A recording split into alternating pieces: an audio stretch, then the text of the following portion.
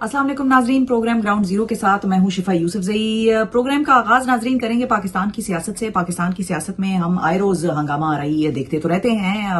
एहतजाजों का शोर जो है वो सड़कों पर तो हमें सुनाई देता ही है, लेकिन अब ऐवान में भी कुछ ज्यादा ही शोर शराबा होने लग गया है और कुछ ज्यादा ही हंगामा खेजी होने लग गई है। अगर गुज़िश्ता रोज की बात करें तो JUIFA के सरबराह मौलाना फजलुर रहमान साहब ने ऐवान में बड़ी धुआंधार तकरीर की और उस तकरीर में हुकूमत को उन्होंने बड़ा लताड़ा और हुकूमत की पॉलिसियों पर बड़े सवाल उठाए और बड़ा ही उनको तनकीद का निशाना बनाया।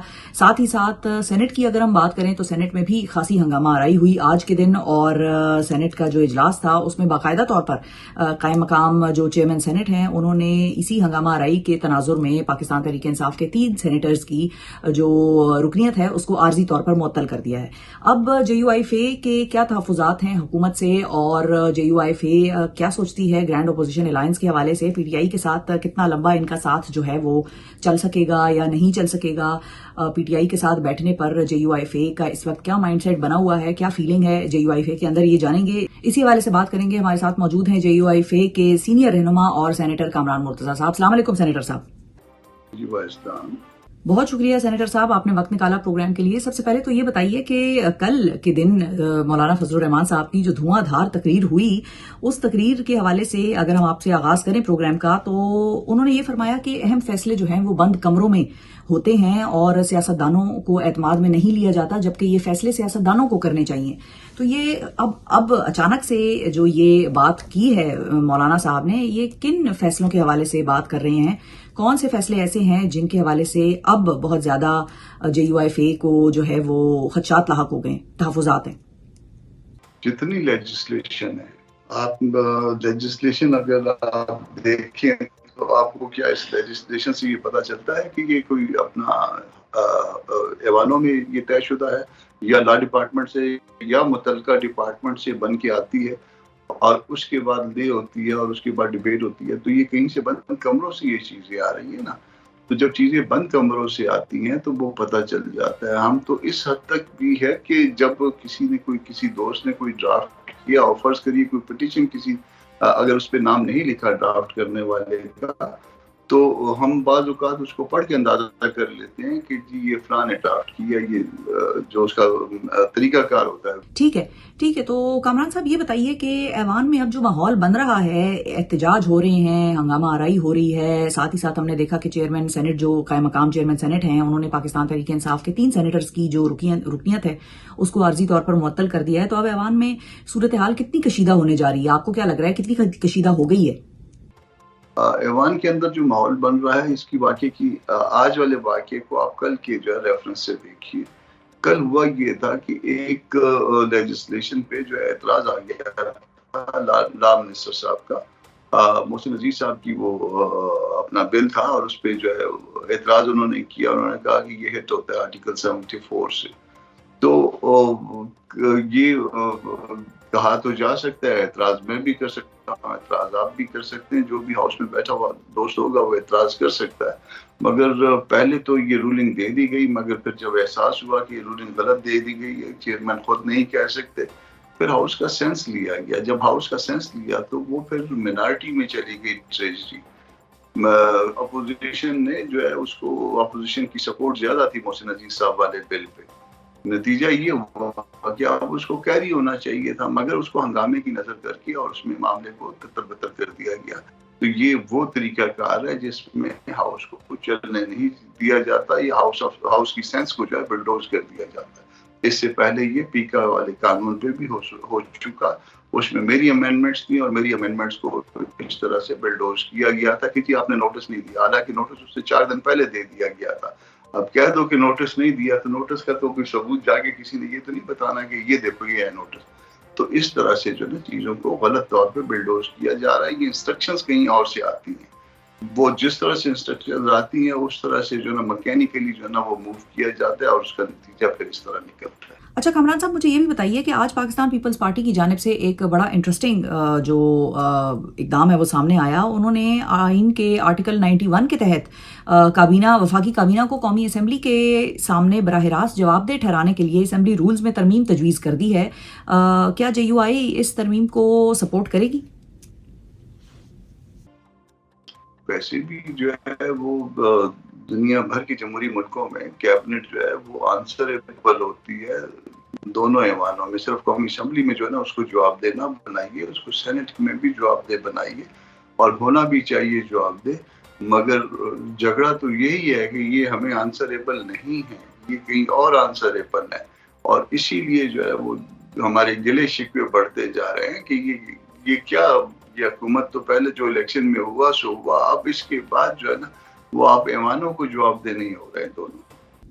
اچھا کامران صاحب, آپ نے کیونکہ گلے شکووں کی بات کی ہے, گلے شکوے بڑھنے کی بات کی ہے, تو اس وقت گرینڈ اپوزیشن الائنس کہاں پر کھڑا ہوا ہے, اور پی ٹی آئی کے ساتھ JUI کے معاملات کس حد تک سیٹل ہو چکے ہیں؟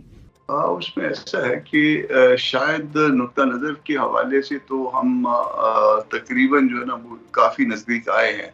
ان کے ساتھ صرف ایک بات جو ہے وہ زیادہ ہے کہ ان کی لیڈرشپ کو جو ہے ان کو وہ مقدموں کا بھی شکار ہیں, اور وہ زیر عتاب اس حوالے سے ہیں. ہم ابھی تک اس طرح سے زیر عتاب نہیں آئے, تو ان کے ساتھ جو ہے نا وہ ایک بات یہ ایکسٹرا ہے. مگر وہ جو ہمارے اور آپس کے جو ایک تلخ ماضی رہا ہوا ہے, اس کا جو جس کے اوپر بھی آپ ملبہ ڈالیے, جس کو بھی قصوروار ٹھہرائیے, مگر جو ہے نا وہ ابھی تک ہم اس کو اس حد تک لے کے آئے ہیں کہ ہم ورکنگ ریلیشن شپ ہم نے بحال کیا ہے آپس میں. ہم آپس میں بات چیت کرتے ہیں, ہم آپس میں صلاح مشورہ کر لیتے ہیں, ہم آپس میں مل کے کھانے کھا لیتے ہیں. تو اب تک اس سے آگے ہم بڑھ نہیں پائے ہیں. کچھ ہمارے آپس میں جو تحفظات تھے جو میری طرف سے تھے یا JUI کی طرف سے تھے بذریعہ میرے, وہ ہم نے جو ہے نا وہ اسد کیسر صاحب کے حوالے کیے ہیں, اور ابھی تک ان کی طرف سے جواب اس کا بھی نہیں آیا, اور اگر ان کی کوئی ریزرویشنز ہیں تو وہ بھی نہیں آئی. تو یہ چیزیں سامنے آ جائیں, ہم آگے کی طرف جو ہے نا وہ آگے بڑھ رہے ہیں, مگر ابھی تک جو ہے نا اس میں کچھ ٹائم لگے گا. تو کامران صاحب, آپ کا اپنا سیاسی تجزیہ کیا کہتا ہے کہ کیا آنے والے دنوں میں PTI کے ساتھ فاصلہ مزید کم ہو سکتا ہے, یا اسٹیٹس کو ابھی آگے چلے گا؟ میں نہیں کہہ سکتا اس حوالے سے. دیکھیے یہ ڈیپینڈ کرتا ہے PTI کے دوستوں کے اوپر. باوجود اس کے کہ ہم بہت سارے پیجز پہ اکٹھے ہیں, ایک جیسا سوچ رہے ہیں اس وقت, مگر اس کے باوجود جو ہے وہ ہم اپنے اپنے طور پہ اپنے اپنے طریقے سے جو ہے نا وہ عمل کر رہے ہیں, اور اپنی اپنی ہماری جدوجہد ہے. اگر PTI اگر مل کے آگے چلنے کی اس میں وہ ہوئی, کیونکہ ہمارے بعض جگہوں پہ شکوے بنتے ہیں اور شاید ممکن ہے کہ وہ درست ہوں. 26 امینڈمنٹ میں ہم نے ان کو ہر جگہ پہ جو ہے نا وہ آن فورڈ رکھا, اور اس کے بعد جو وہ اس کے بینیفٹ تھے وہ تو انہوں نے لے لی, اور ملبہ ہم پہ ڈالنے کی کوشش. تو ہم یہ ساری باتیں جو ہے نا وہ, یا پھر اس کے بعد 26 امینڈمنٹ جب وہ معاملہ ختم ہو گیا اور وہ ایک بڑے مصیبت سے بچ گئے, تو اس کے بعد پھر رابطے کٹ گئے. تو یہ باتیں ہیں اس میں جو ہے ہم کوشش کر رہے ہیں کہ وہ معاملہ ٹھیک ہو جائے. رابطے گو کے بحال ہو چکے اب, مگر آگے کے لیے کوئی ہم آپس میں ایک دوسرے کے ساتھ جو بھی انڈرسٹینڈنگ ہو اس کو رائٹنگ لا کے اور پھر آگے چلنا چاہتے ہیں. بہت شکریہ ادا کریں گے سینیٹر کامران مرتضیٰ صاحب. ناظرین ہمارے ساتھ موجود تھے, اور بڑے کھل کر سینیٹر صاحب نے حکومت پر تنقید کی, جس طریقے سے قانون سازی ہو رہی ہے ایوان میں اور جو ایوان کا ماحول ہے اس حوالے سے بھی بڑا کھل کر اپنا تبصرہ کیا. ساتھ ہی ساتھ سینیٹر صاحب نے پاکستان تحریک انصاف اور JUI کے درمیان جو ایک گرینڈ اپوزیشن الائنس بنتا ہوا ہمیں نظر آ رہا تھا, اس حوالے سے کوئی بہت زیادہ پرامید ہونے کا ابھی تک تو کوئی اشارہ ہمیں نہیں دیا, لیکن انہوں نے اس امید کا اظہار ضرور کیا ہے کہ آنے والے وقتوں میں ایسا ممکن ضرور لگ رہا ہے, ایسی امید ضرور پیدا ہو رہی ہے کہ پاکستان تحریک انصاف اور JUI مل کر ایک پلیٹ فارم سے باقاعدہ طور پر ایک تحریک گرینڈ اپوزیشن الائنس کی شکل میں لانچ کریں. اب اسی کے ساتھ ناظرین بات کرتے ہیں پاکستانی معیشت کے حوالے سے. کچھ مثبت خبریں سامنے آ رہی ہیں, کچھ اعداد و شمار ایسے ہیں جو سامنے آ رہے ہیں اور جو ہمیں بڑے مثبت اشارے دے رہے ہیں. اللہ کرے کہ ایسا ہی ہو. بہرحال آپ کو بتاتے ہیں کہ گیلپ سروے 2025 سامنے آیا ہے, اور گیلپ سروے 2025 کے مطابق پاکستانی معیشت کے حوالے سے درست سمت کے واضح اشارے جو ہیں وہ سامنے آ رہے ہیں, مل رہے ہیں. ساتھ ہی ساتھ 55% پاکستانی جو ہیں وہ کاروبار میں بہتری کی इत्तला दे रहे हैं इस सर्वे में, और सर्वे के मुताबिक गुज़िश्ता 6 माह के दौरान पाकिस्तान के कारोबारी एतमाद में 10%, जी हाँ 10% इजाफा हुआ है। अब क्या वाकई ही ऐसा है, क्या वाकई गैलप सर्वे में जो मस्बत इशारे पाकिस्तान की मीशत के हवाले से मिल रहे हैं वो वाकई ही ये बात सच है? इसी हवाले से बात करेंगे, और ये कैसे मुमकिन हो पाया है, हुकूमत ने ऐसी कौन सी गीदड़ सिंगी लड़ाई है कि पाकिस्तान के मीशत के जो इशारिये हैं वो पॉजिटिवली नजर आने लग गए हैं, सामने आने लग गए हैं। इसी हवाले से बात करेंगे। हमारे साथ वजीर आजम के मुशीर खजाना खुर्रम शहजाद साहब मौजूद हैं। अस्सलाम वालेकुम खुर्रम साहब। जी अस्सलाम वालेकुम, बहुत शुक्रिया मुझे लेने के लिए प्रोग्राम में। सबसे पहले तो ये बताइए कि गैलप की जो ताज़ा तरीन सर्वे है उसमें जो दावा किया गया है कि 55% पाकिस्तानी जो हैं वो कारोबार में बेहतरी की इत्तला दे रहे हैं, तो इसकी बुनियादी वजह क्या आपको मालूम हो रही है? देखें, बुनियादी वजह बहुत सारी हैं, बुनियादी वजूहात हैं इनफैक्ट, और इसमें वजूहात में पिछले कुछ 10-15 महीने का अगर आप देखें एक टर्न अराउंड जो हुआ है इकोनॉमी में, मैक्रो स्टेबिलिटी की अगर बात करें कि जो मेन अशारिये हैं उनमें बेहतरी जो आई है, और ख़ासकर जो सरमायाकारों को जो है वो 2-3 अशारिये ऐसे हैं जो कि डायरेक्टली जो है वो अफेक्ट करते हैं या बेनिफिट करते हैं। उसमें एक तो आपको पता है जो फाइनेंसिंग कॉस्ट होती है, यानी कि जो कॉस्ट ऑफ कैपिटल होता है या जो शरह सूद होती है, जो कर्जे लिए जाते हैं वो सस्ते होना शुरू हुए हैं, और वो उसकी जो कॉस्ट थी वो आधी हो गई है, और 24% तक जो है वो कर्जों की कम से कम कॉस्ट जा रही थी, और अब वो जो है 11%, 10% तक जो है ना, अब बड़े जो कॉर्पोरेट्स हैं, बड़ी जो कंपनीज हैं, बड़े ग्रुप्स हैं, वो तो अब कम पे जो है वो बोरो कर सकते हैं, और जो वैसे स्टैंडर्ड कॉस्ट है वो 11-12% पे आ गई है।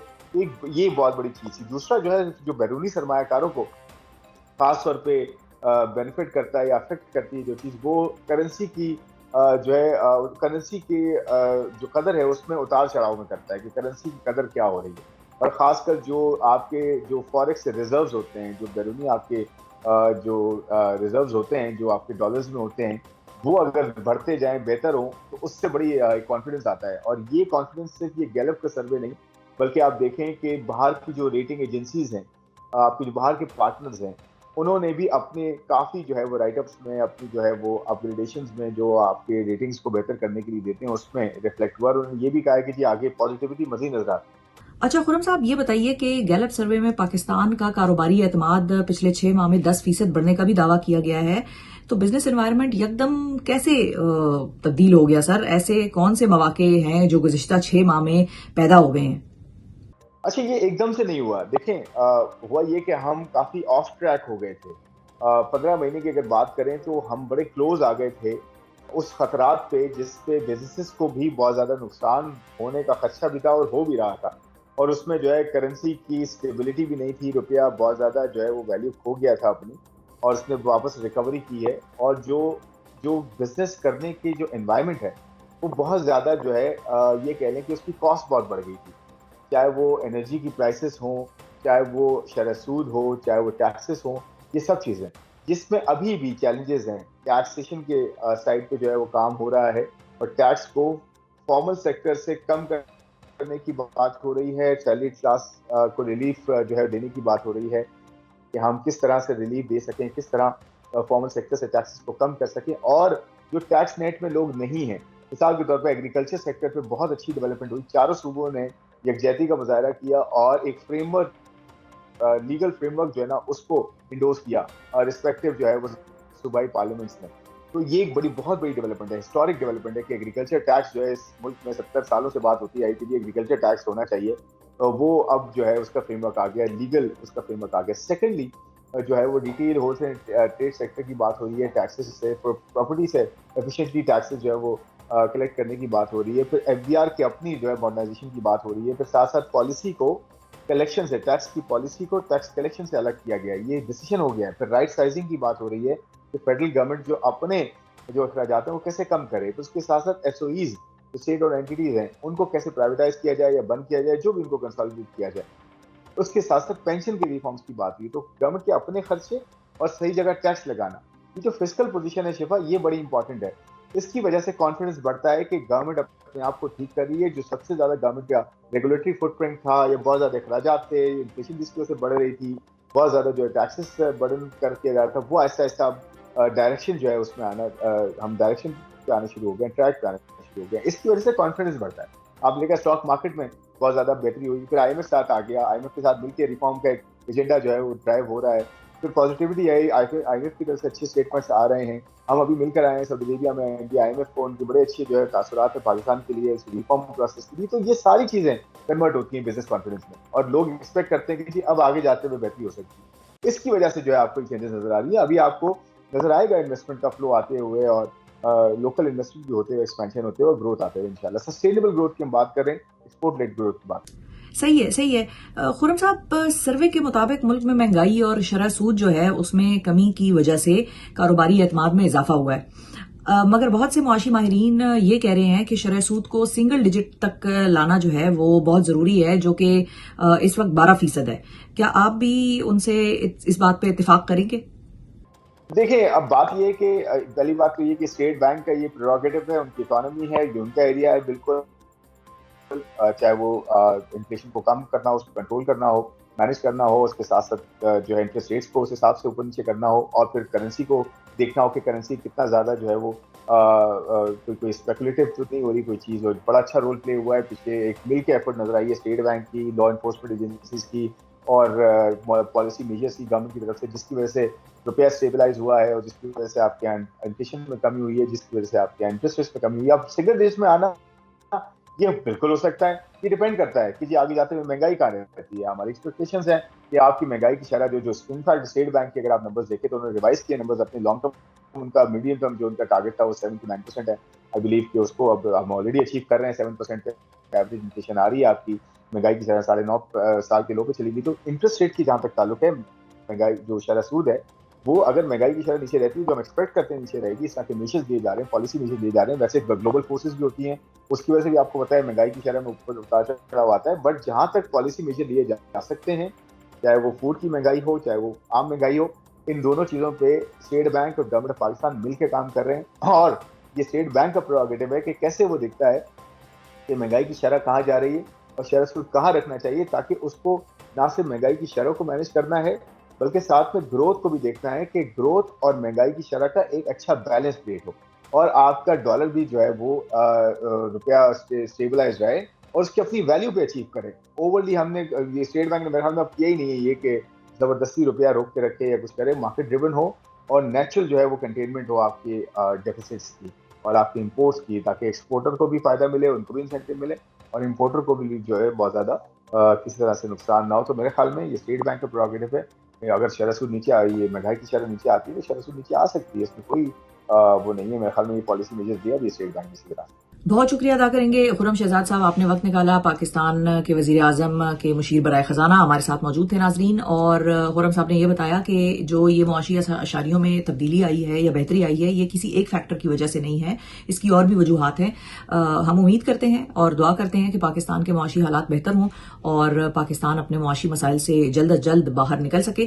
کل سے پاکستان میں چیمپئنز ٹرافی کا باقاعدہ آغاز ہونے جا رہا ہے. 1996 کے بعد پاکستان یہ پہلی بار ہوگا کہ پاکستان ICC کا اتنا بڑا ایونٹ جو ہے وہ ہوسٹ کرنے جا رہا ہے, میزبانی کر رہا ہے. سو چیمپئنز ٹرافی کا میزبان اس مرتبہ پاکستان ٹھہرا, اور ٹیم کی فارم کے حوالے سے بڑی بات ہو رہی ہے. کیا ٹیم کے چانسز ہیں, کیا ٹیم یہ چیمپئنز ٹرافی جیت پائے گی یا ہم صرف ہوسٹ ہی رہ جائیں گے اور ٹرافی کوئی اور لے جائے گا؟ اس حوالے سے گفتگو کرنے کے لیے ہمارے ساتھ موجود ہیں کرکٹ انسائکلوپیڈیا اور سینئر صحافی تجزیہ کار مرزا اقبال بیگ صاحب. السلام علیکم مرزا صاحب. وعلیکم السلام شفا. بہت شکریہ مرزا صاحب, آپ نے پروگرام کے لیے وقت نکالا. سب سے پہلے تو یہ بتائیے کہ پاکستان از ہوسٹنگ چیمپئنز ٹرافی, اور 1996 کے بعد یہ پہلا موقع ہے کہ جب پاکستان ICC کے اتنے بڑے ایونٹ کا میزبان ہے, پاکستان میں یہ ایونٹ منعقد ہو رہا ہے. کیسے دیکھتے ہیں آپ اس ایونٹ کو؟ پاکستان کرکٹ کے لیے یہ کتنا بڑا موقع ہے؟ دیکھیں, اگر حقیقت کی نگاہ سے دیکھا جائے تو 3 مارچ 2009 کو گدافی اسٹیڈیم لاہور کے باہر جب سری لنکن کرکٹ ٹیم پر اٹیک ہوا تھا, اور تقریباً 15 برس بلکہ 16 برس بیت چکے ہیں, 16 برس ہو جائیں گے, تو اس کے بعد لوگ توقع نہیں کر رہے تھے کہ بین الاقوامی کرکٹ کی بہاریں پاکستان میں واپس آئیں گی. لیکن ہیٹس آف ٹو PCB کہ 3 مارچ 2009 کے بعد 2015 میں زمبابوے کی ٹیم پاکستان آئی اور پھر رفتہ رفتہ کرکٹ کی سرگرمیاں بحال ہوئیں. تو اب چیمپئنز ٹرافی کی میزبانی جو پاکستان کو 2021 میں ملی, پاکستان کے لیے ایک بڑے اعزاز کی بات ہے. لیکن اب 29 برس کے بعد انٹرنیشنل کرکٹ یعنی کہ تمام ٹاپ کی ٹیموں کا آنا سوائے بھارت کے، جس کو پتہ نہیں پاکستان سے کیا بغض ہے، حالانکہ آسٹریلین ہوئے، اس کے علاوہ انگلش کرکٹرز ہوئے، ساؤتھ افریقن ہوئے، وہ تو بڑے نیوزی لینڈ کے پلیئرز ہوئے، وہ تو بڑے تحفظات کا اظہار کرتے ہیں سیکیورٹی کے حوالے سے، لیکن وہ تمام کے تمام آ گئے سوائے بھارت کے. میں سمجھتا ہوں یہ پاکستان کے شائقین کرکٹ کے لیے، پاکستان کرکٹ کے لیے ایک بہت اچھی بات ہے کہ اس طرح کا ٹورنامنٹ منعقد ہو رہا ہے، اور آئندہ بھی اس طرح کے ٹورنامنٹس کے انعقاد کے لیے پاکستان جو ہے یقیناً ICC سے درخواست کرے گا. اچھا مرزا صاحب یہ بھی بتائیے کہ پاکستان کرکٹ ٹیم کے حوالے سے اگر تھوڑی سی بات کر لیں کہ ہماری اسٹرینتھ کیا ہیں، ویکنیسز کیا ہیں. کل یعنی کہ 19 فروری کو باقاعدہ طور پہ چیمپئنز ٹرافی کا آغاز ہو رہا ہے اور پاکستان اپنا پہلا میچ نیوزی لینڈ کے خلاف کھیلنے جا رہا ہے. اور نیوزی لینڈ مرزا صاحب وہی ٹیم ہے جس نے پچھلے 10 روز کے دوران مسلسل 2 بار پاکستان کو شکست دی ہے. اب آپ کے نزدیک نیوزی لینڈ کی ٹیم ہی اس میچ کے لیے فیوریٹ ہوگی؟ دیکھیں کرکٹ میں تو کچھ نہیں کہا جا سکتا، اور پاکستانی کرکٹ ٹیم شفا ایک ایسی ٹیم ہے جو کبھی خوشی دیتی ہے کبھی غم، انپریڈکٹیبل ٹیم کہلاتی ہے پاکستان کی. تو آپ نے ناصر حسین کے کامنٹ سنے ہوں گے کہ 1 مومنٹ اپ 1 مومنٹ ڈاؤن، تو کچھ پتہ نہیں ہے پاکستان کا. یہ اس میں کوئی شک نہیں کہ گزشتہ 7 دن میں 2 مرتبہ نیوزی لینڈ نے پاکستان کو ہرایا، لاہور میں 78 رن سے اور پھر کراچی میں 5 وکٹوں سے. کراچی والی وکٹری نیوزی لینڈ کی بڑی امپورٹنٹ ہے، وہ مورال بوسٹر ہے کیوی ٹیم کے لیے. تو میں سمجھتا ہوں تھوڑا سا ایڈوانٹیج نیوزی لینڈ کو ہوگا، کیونکہ پاکستان انڈر پریشر اور پاکستان کا کمبینیشن نہیں بن پا رہا. جس طرح دنیا کی دیگر ٹیمیں اچھے کمبینیشن کے ساتھ آ رہی ہیں، ہمارے پاس ایک اسپنر ہے 11 بہنوں کا اکلوتا بھائی ابرار احمد، وہ جو ہے اسپن بالنگ کا بوجھ اپنے ناتواں کاندھوں پہ اٹھائے ہوئے. ہمارے پاس ایک اوپنر ہے فخر زمان جو ریگولر اوپنر ہے. تو ہمارا کمبینیشن اتنا اچھا نہیں ہے. اس کے باوجود اب چونکہ بابر اعظم سے اننگز اوپن کرا رہے ہیں، تو اس کے باوجود توقع کی جا رہی کہ پاکستانی جب ڈاؤن ہوتے ہیں نا تو ایک دم سے پھر اٹھتے ہیں. مجھے اچھی طرح سے یاد ہے 2017 کی چیمپئنز ٹرافی جو پاکستان جیتا، میں انگلینڈ میں تھا، پہلا میچ پاکستان بھارت سے ہار گیا. سب نے کہا کہ اب یہ ٹیم تو گئی، لیکن کیا اس نے کم بیک کیا، سیمی فائنل میں انگلینڈ کو ہرایا، فائنل میں بھارت کو ہرایا. تو آپ اس ٹیم سے کچھ بھی توقع کر سکتے ہیں، لیکن اگر گراؤنڈ ریالٹی کی بنیاد پر آپ دیکھیں تو میں سمجھتا ہوں کہ اس وقت نیوزی لینڈ کا اپر ہینڈ ہے.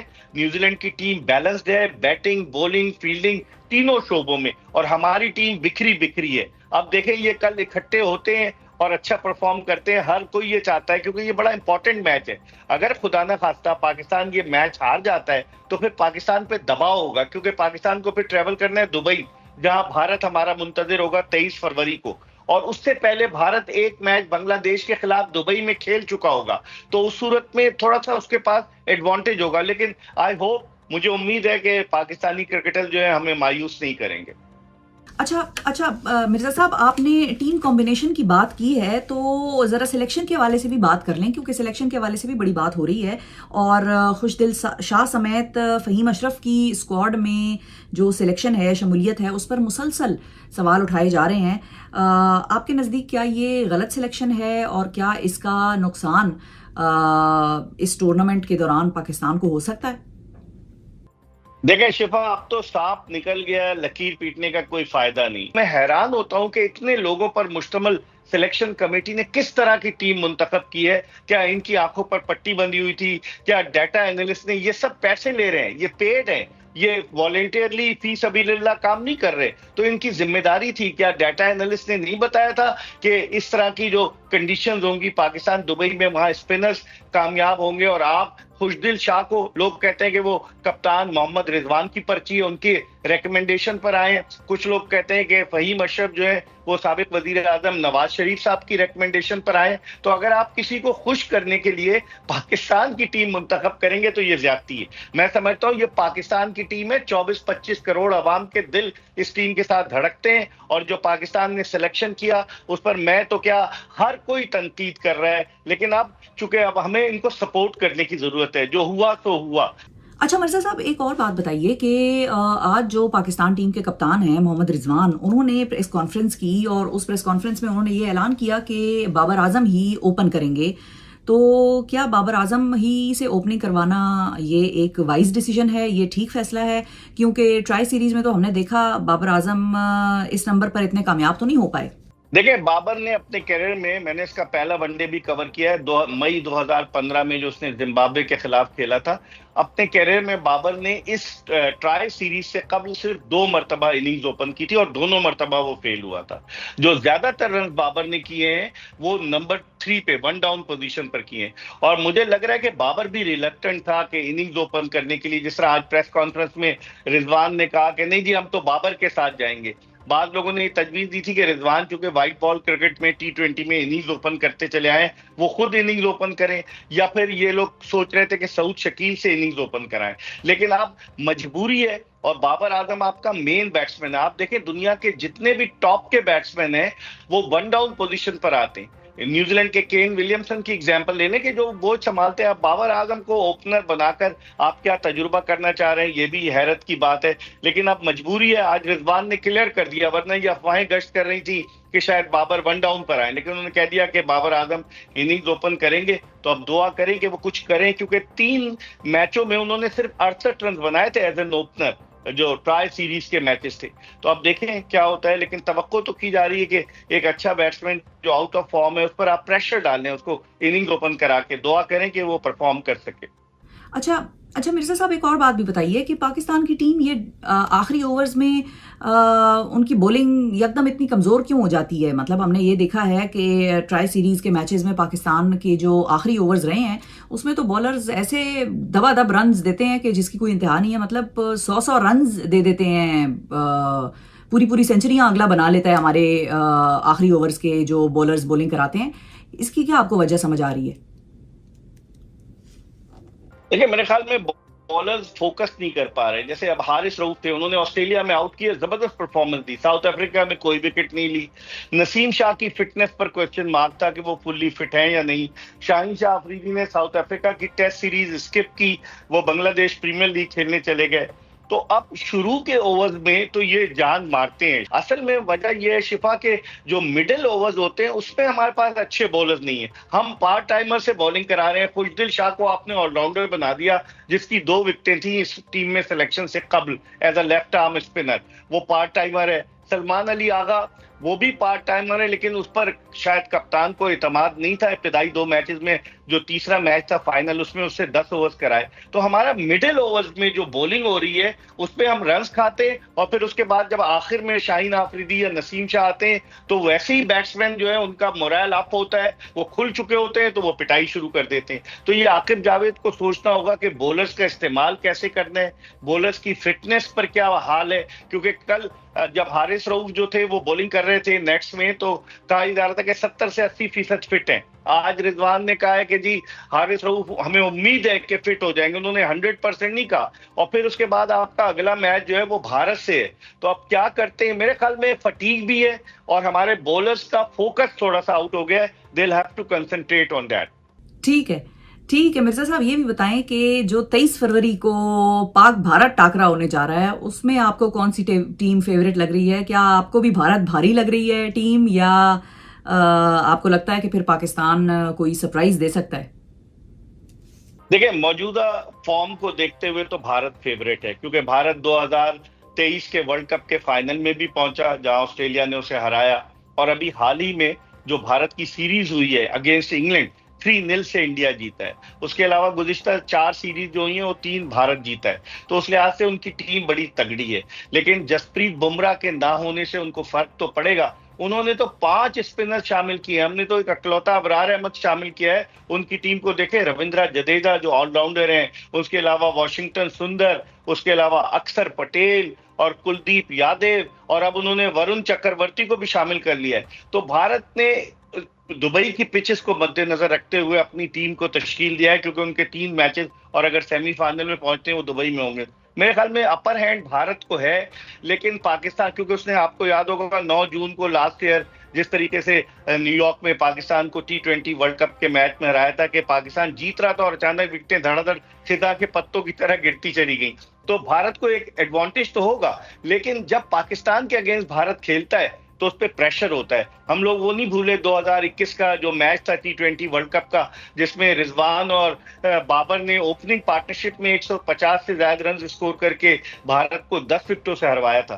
تو دیکھیں کیا ہوتا ہے, جذبہ ڈفرینٹ ہوتا ہے. जब पाकिस्तान और भारत मिलते हैं, टिकट बिक चुके हैं, 4 अरब 60 करोड़ के टिकट बिके थे अभी जो दूसरे फेज से कबल पाकिस्तानी रुपीस में, और फिर पूरी दुनिया की नजरें होंगी, मेरे ख्याल में वो फाइनल से कबल फाइनल होगा। ठीक है जी, ठीक है।